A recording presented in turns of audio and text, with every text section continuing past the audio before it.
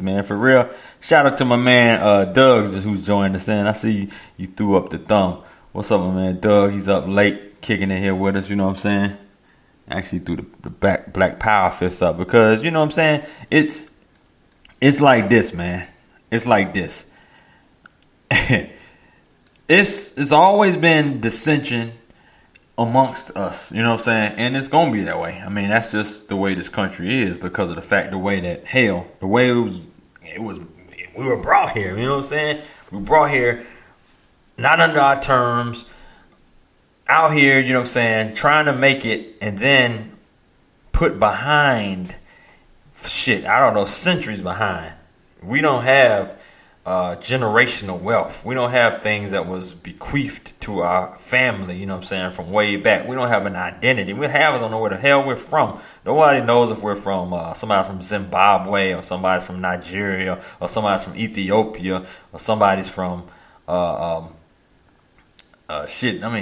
Madagascar. Anyway, any of the African countries over there, man. You know what I'm saying? Nobody knows. Nobody knows where we're from unless you went and did a whole deep ancestry background check on yourself on ancestry.com or blackancestry.com. You know what I'm saying? But for the most part, we don't know because our history is lost. Half of us been crossbreeded. Half of us have been mixed, race mixed. All right. So, yeah. So there we go. You know what I'm saying? It's a mixture. It's a mixture between us and white folks. But however, if there's a mixture, you feel like we're on level playing grounds. We are not on level playing grounds. We've never been on level playing grounds. And I don't understand how you don't see that. How you don't see that we're not on level playing grounds. How you don't see the way the media spins the shit so that you, like I said, the way two different events can go. A Black Lives Matter event goes on, the event goes on today. And you see how the coverage is. You see how the angles and the way the filming is and the way that their responses are and the way that the people are talking about it. That's a difference, you know what I'm saying? That is a total difference. You can see this whole thing when it comes to Colin Kaepernick. Nobody signed with my man. They over here like, he should have known what he was doing. This is a job. The NFL owners get a right to do this and that. You know what I'm saying? And he decided to go do something else outside of it. I mean, you hear the shit. You hear the stories. You hear the people up here talking their shit. And all day, every day, like I said, I like to put shit on Facebook just to see what people's opinions are. People are getting roasted on the Facebook page, but they're coming up there saying some of the dumbest shit ever. And that's just what it is. For real. All right, let me see what you're saying, Boosa. Boosa said, I grew up in Virginia in the 60s and 70s. They were always racist. When we moved in my neighborhood in Hampton, all the whites moved out. Bro, being from Newport News, and also lived in Hampton as well. Newport News and Hampton are right next to each other. I remember moving into a neighborhood, and like I said, it was only one out of maybe 5 black families that were in that neighborhood when we first moved in there. Right now, it's probably a very healthy mix. But I do remember going to school with some of these kids, and some of these kids might be tuned in, might be listening. They're on my Facebook page. But you know what I'm saying? I got to say this to y'all. Fuck you. I'm just being real, man. Like I said, this ain't a good Kicking It with Kysii show that you normally warm and used to. But my whole thing is, you treat a certain way. You tolerated having to go to school with me. And then now as an adult, you don't embrace me the same way. I'm not your equal. You come on here and you spew some of the most bullshit views, some of the most bullshit politics, some of the most bullshit cultural views. And it's like this. It's like, now when I really think about it, because I actually talked to some of my homeboys, I think it was at a certain point in time, maybe it was because we had to go to school together and they just put us together and they bust people from the east end up with the north end, you know what I'm saying, together. And we had to go to school and had to tolerate each other. But as adults, we just like shit. We never were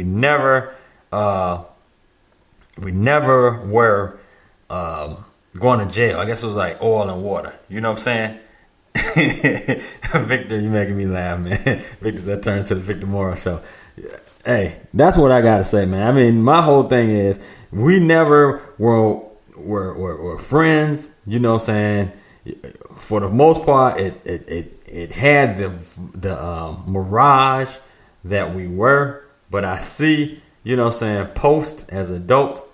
I have my views and I go my way, and you have your views and you go your way. And it's like that. It's a serious separation in your views and mine, and what the hell you stand for and what I stand for. And I'm trying to figure out how we Facebook friends just because we went to school together. But it's crazy listening to some of the crazy stuff that you represent and some of the stuff that you talk about. And it's like, how are we even anywhere near as being socially compatible?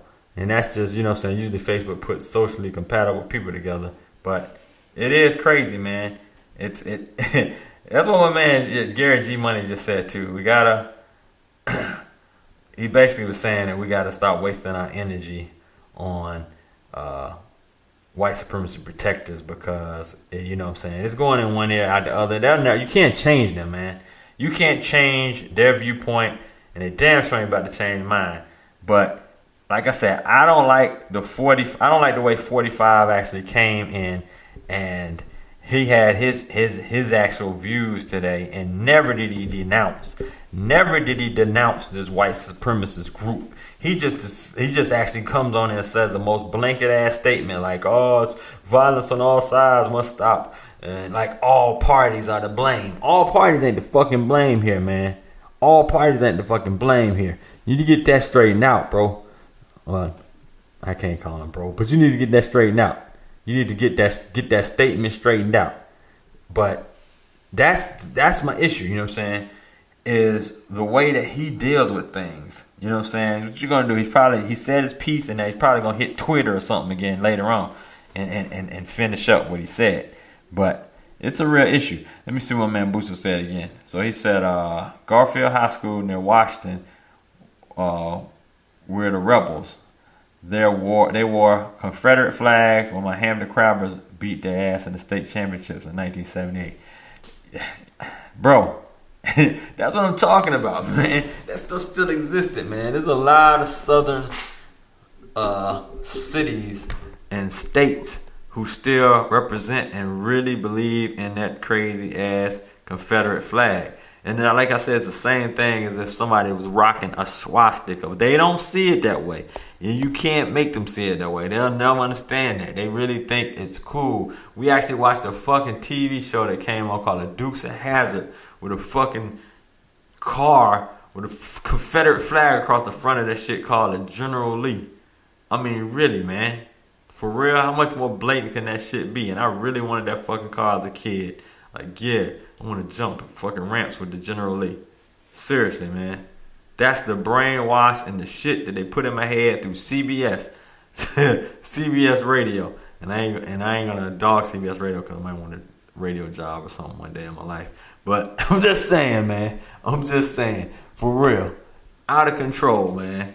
Really, really out of control. The buffoonery, the way, the perspective that people actually have, the way media puts these spins on people, and we actually just eat it up, man. We look at it as if it's law. The shit comes on CNN, we look at it as if it's law. It comes on MSNBC, we look at it as a law. If it comes on ESPN, we look at it as if it's law. Fox News and more. ABC News and more. I mean, ridiculous. Let me see. My man Victor said a lot of white people out here in D.C. don't even like Trump. That is correct. I agree with that one. James said it is embedded in them. Hell, there are roughly 200 hate groups in the United States. I believe that too. 200 hate groups in the United States. That is a serious number. And then people do not understand when we say something like they actually believe when you talk about racism and you talk about hate, and they try to say that there is an institution of racism where we all are equal. Say I don't like white folks, or white folks don't like us. It's not an equal statement. I mean, I can't really get that deep on y'all. I really want to get deep on you, but like, you may hear the statement that it's almost impossible for us to be racist. And if you really want to dig into that, you hit me up. wholeteam@gmail.com, and I can really break that statement down for you. We're actually, look at it this way: you're on a mountaintop, we're in the valley. We're already down here in the valley. So how can us being oppressed, how can we come from a position of being underneath to be able to spew or have a belief of oppressing you or of seeing you as unequal? Because we aren't equal. We're actually, like I said, coming from an oppressed position. I had to dig in, go a little deeper with you to actually explain it to you if you don't understand what that meant. Let me see what my man Gary G said. He said, we got to stop arguing with these white supremacy protectors. They're a waste of energy. We need to spend more time with our own, getting them up to speed on our true history of this country and educate them on history, politics, education, so they can be empowered to fight the powers. That is correct, man. There's a lot of people who they ain't bullshitting out here, man. If you look, I live in country ass Georgia. There's these folks, they armed to a T. They got all this shit together. They got all their licensing together. They armed to a T, and they ain't afraid to do their open carry or the concealed carry or whatever they want to do. And you can't just run up on them because that shit ain't gonna happen. You know what I'm saying? It's not gonna happen that way. You know what I'm saying? So you have your piece, they got their piece, then we got a war in the street. But for the most part, they armed to a T. A lot of times we have to have our position and have our knowledge of self of how we're supposed to conduct ourselves with firearms, like, you know, proper usage and proper licensing and when you can carry and where you can carry and all that stuff. Because they're very aware of that stuff. They actually know when, where, what's the laws, etc. And they will use that to the fullest extent. They do that. And you have to educate yourself so that you're properly carrying and have, you know, your firearm or whatever properly licensed. And, you know what I'm saying, you can shoot, you go to the range, you can clean it, and you know how to do what you do. You know what I'm saying? You properly use it just like they do. And, you know what I mean? We might have a race war or revolution or something that pops off at some point in time, but are you ready?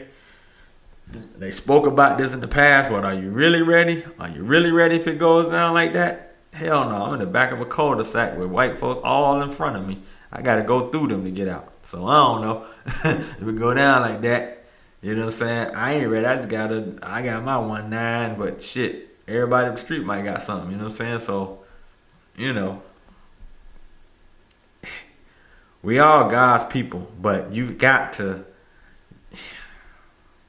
Let me see if I can break this down to you, because you might come from a different spirituality. You know what I'm saying? I said God, but or Yahweh or Jah or a proper name, because God is a generic name that people have given to the higher being. But say you are you got Allah and whoever that you believe in. We are all human beings. I say that, but I can't say we're equal, because you have one race who has put their foot on the necks of a lot of others, and they have never taken a position of remorse or taken a position of what can we do to make things right. It's never been that. There's never been a position of that. It's never been here your reparations, or we understand. Here's affirmative action. We had affirmative action, but why are these fools trying to get rid of that? Why are they saying that affirmative action is helping? Is hurting poor whites from getting in school and stuff like that? I mean, for real, man. It's really, really an extreme situation here. It doesn't make any sense. Hey, shout out to my man, the number one Chief Rocker, Jersey Vern up in here. Also another X Squad affiliate. You can catch him on Mondays with his Monday recap show. But he's jumped in here as well.